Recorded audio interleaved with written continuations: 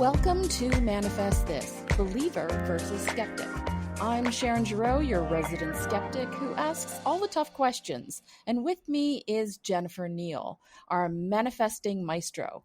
Whether you're rolling your eyes or raising your vibration, we dive into all things manifestation, mindset, and energy from every side. Hit subscribe, settle in, and get ready for spirited debates, surprising experiments, and laughter on the journey to creating a life you love.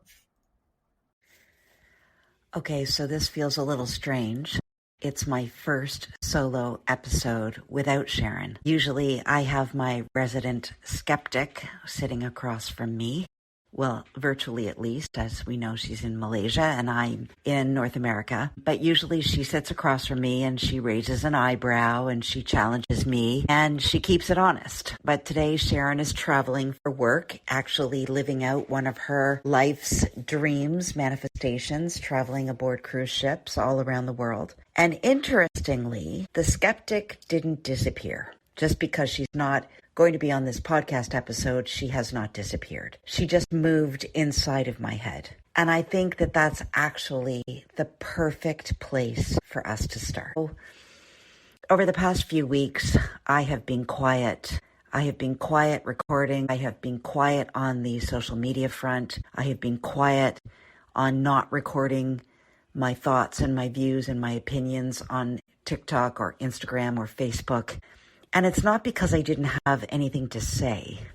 It's more because the believer in me and the skeptic in me were having a full-blown boardroom meeting. So let me tell you what this was in my head. The skeptic side of me was saying, how can you possibly be talking about abundance right now? How can you encourage people to build beautiful lives when the world feels so chaotic? Wouldn't it be tone deaf to encourage people to go after their dreams, to go after the beautiful life they want, to go after all of the things that would make their life more exciting, more experiential, more abundant? Isn't that tone deaf? Shouldn't you be more serious, Jennifer? More alarmed? More heavy? And honestly, that voice felt responsible.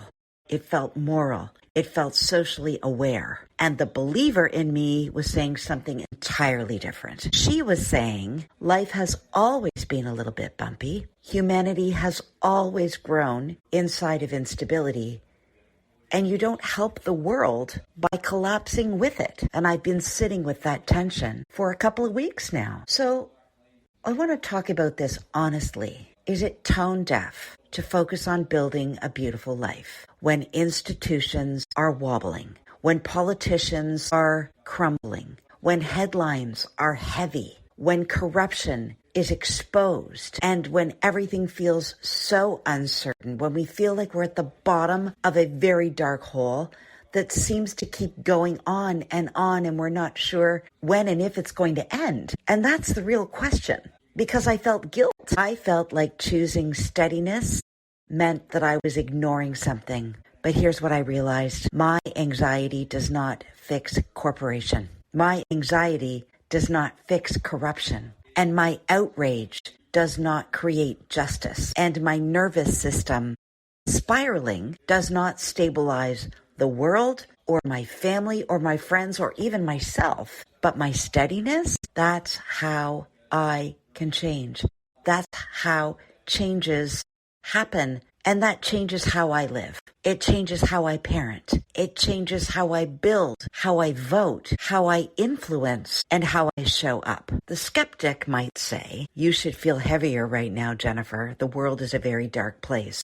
But the believer in me says, you should feel grounded because the people around you need that. Your family needs it. Your friends need it. Your spouse needs it. Your boyfriend needs it. Your siblings need it.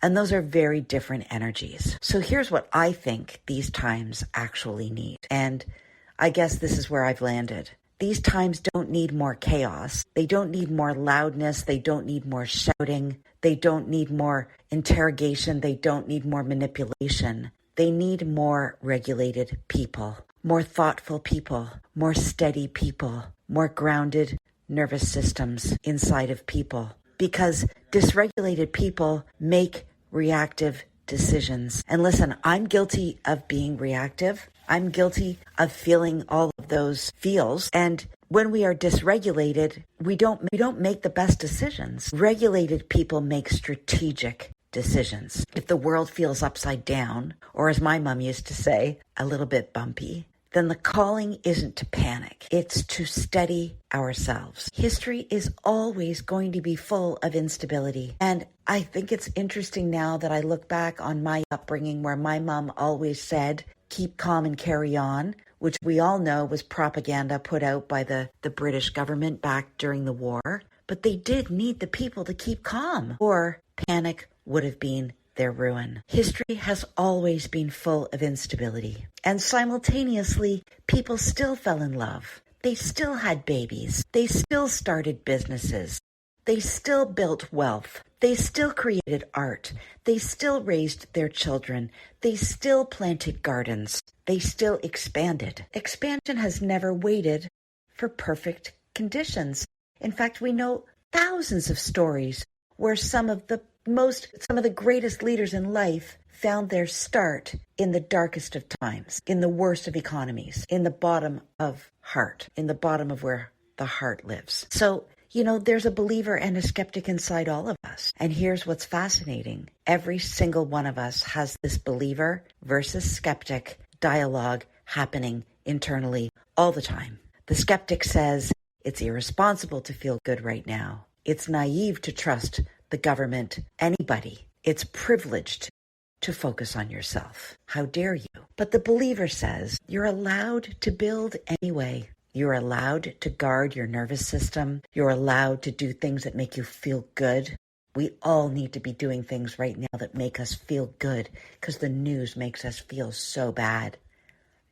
And we're allowed to live beautifully, even now. That skeptic is fear-based protection, but the believer in us is grounded trust. Not blind optimism, not delusion, but perspective. The believer says chaos and beauty coexist, and the skeptic says you gotta pick one of them, but you don't, and that's the illusion. We cannot have the day without night. We don't recognize and appreciate a holiday without a work week. We do and can live with both. So here's your invitation. This is what I'm choosing. I'm choosing steadiness, not because I don't see what's happening, but because I do see what's happening. And I understand that my internal posture matters. I am choosing to build a beautiful life, even when it gets a little bit bumpy. I am choosing to guard my attention. I am choosing to guard my nervous system. And I am choosing to guard my focus and what I focus on.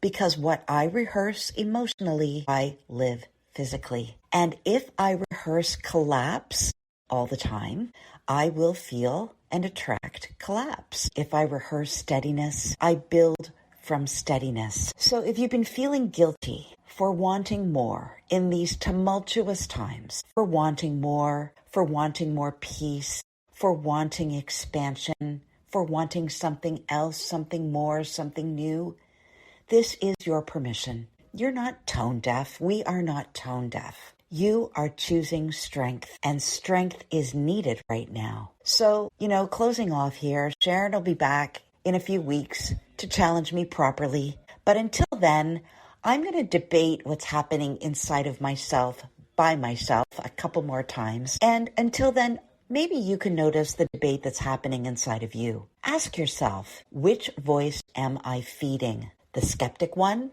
that says collapse is responsible. It's the responsible thing to do, to collapse into these headlines. Or the believer in you that says steadiness is powerful. Life might be a little bit bumpy, but beauty is still available. And I, for one, am going to choose to build anyway. Thanks for listening. We'll see you again. Thanks for tuning in to Manifest This, Believer versus Skeptic.